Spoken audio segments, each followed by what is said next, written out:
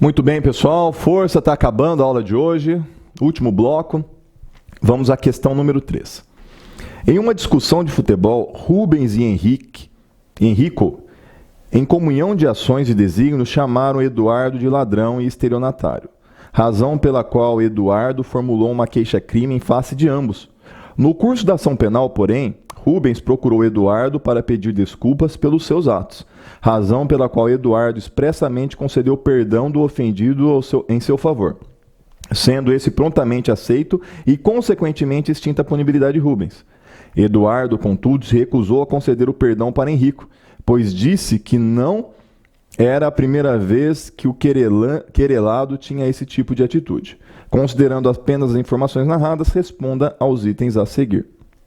Pessoal, questão aqui, na minha opinião, fácil, sem grandes complicações. O que o examinador quer saber? Se você não confunde calúnia com injúria. Olha aqui qual foi as palavras que eles disseram. Eles disseram estelionatário, ladrão. O examinador quer confundir você, mas você não vai cair nessa pegadinha. Porque ele falou ladrão, estelionatário, muita gente pensa que ele está atribuindo um crime. Então, o que eles cometeram foi calúnia. Não é isso, pessoal. A gente não pode cair numa dessa, tá certo?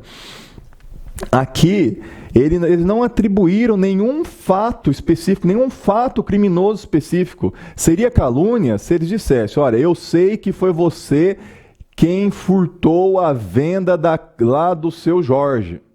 Isso é calúnia, isso é atribuição de fato, definido como crime especificamente. Eu sei que foi você que aplicou o golpe lá na casa da Judite. Aí sim, há atribuição de um fato definido como crime. Mas aqui está só falando, seu ladrão, seu estelionatário. Isso é o quê? Crime de injúria. Outra coisa.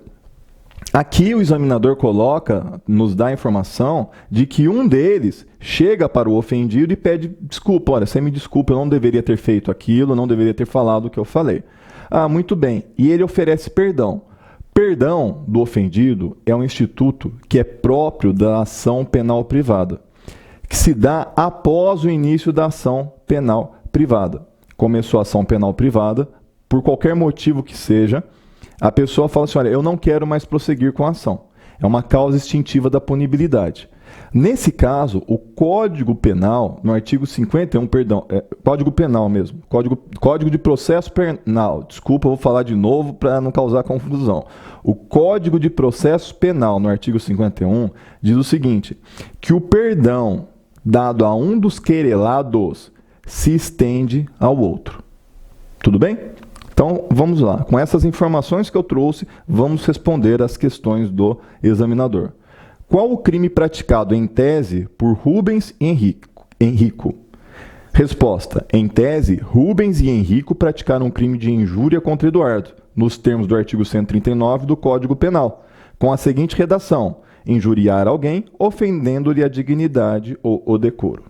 B. Que argumento poderá ser formulado pelo advogado de Henrico para evitar sua punição? Em favor de Henrico, poderá o advogado alegar que, nos termos do artigo 51 do Código de Processo Penal, o perdão concedido a um dos querelados aproveitará a todos. Assim como foi concedido o perdão a Rubens, de igual modo deverá também beneficiar Henrico, o qual, ao aceitar, terá também sua punibilidade extinta nos termos do artigo 107, inciso 5 do Código Penal. Volta aqui para mim. Aqui, pessoal, esse instituto do perdão é um instituto meio complicado, meio estranho, né? Vocês viram que o Rubens foi pedir desculpa para o Eduardo e o Henrico não. Só que como o Eduardo ofereceu perdão para o Rubens, esse perdão tem que se estender ao Henrico. Na minha opinião, essa é uma sistemática que o legislador utiliza que me parece equivocada. Porque se o Henrico não foi pedir perdão, não foi pedir desculpa, não foi se desculpar, ele não deveria recebê-lo. Porém, você tem que saber, você tem que entender que não importa o que eu penso sobre a lei, não importa o que você pensa sobre a lei. O examinador quer saber se você conhece a lei, a aplicação da lei pelos tribunais superiores, e nesse caso aqui é esta regra que o artigo traz, que o perdão concedido a um deve se estender ao outro. Muito bem, vamos para a análise da última questão hoje. Wesley, estudante, foi preso em flagrante no dia 3 de março de 2015 porque conduziu um veículo automotor que sabia ser produto de crime pretérito registrado em delegacia da área em que residia. Na data dos fatos, Wesley tinha 20 anos, era primário, mas existia um processo criminal em curso em seu desfavor, pela suposta prática de um crime de furto qualificado. Diante dessa anotação em sua folha de antecedentes criminais, a autoridade policial representou pela conversão da prisão em flagrante em preventiva, afirmando que existiria risco concreto para a ordem pública, pois o indiciado possuía outros envolvimentos com o aparato judicial. Você, como advogado indicado por Wesley, é comunicado da ocorrência da prisão em flagrante, além de tomar conhecimento da representação formulada pelo delegado. Da mesma forma, o comunicado de prisão já foi encaminhado para o Ministério Público e para o magistrado, sendo todas as legalidades da prisão em flagrante observadas. Considerando as informações narradas, responda aos itens a seguir. Pessoal, olha que situação. O Wesley, ele praticou um crime de receptação. Ele comprou um carro que ele sabia ser produto de crime, tudo certo, receptação. Ele tinha, na folha de antecedentes, a informação de que ele está sendo processado pela prática de um crime de furto. Não transitou em julgado isso ainda. Muito bem. O delegado de polícia, por conta dessa informação, de que ele está respondendo por um outro crime, ele pede a conversão da prisão em flagrante em prisão preventiva.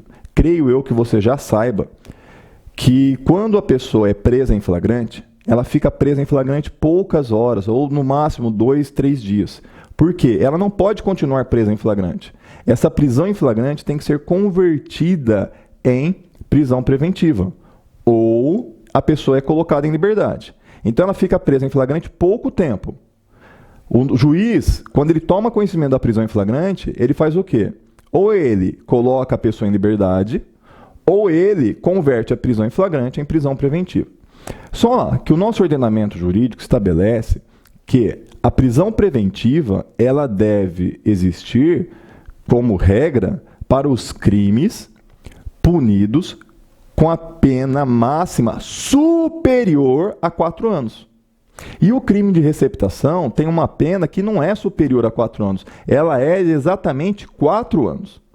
Muito bem. Há uma outra hipótese. A pena do crime praticado pela pessoa é de 4 anos ou abaixo. Porém, ela tem uma condenação com trânsito em julgado por outro crime.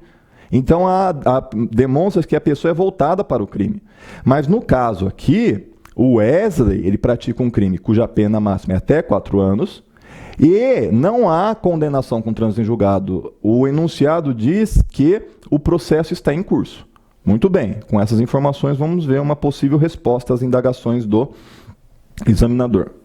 Qual a medida processual diferente de habeas corpus a ser adotada pela defesa técnica de Wesley?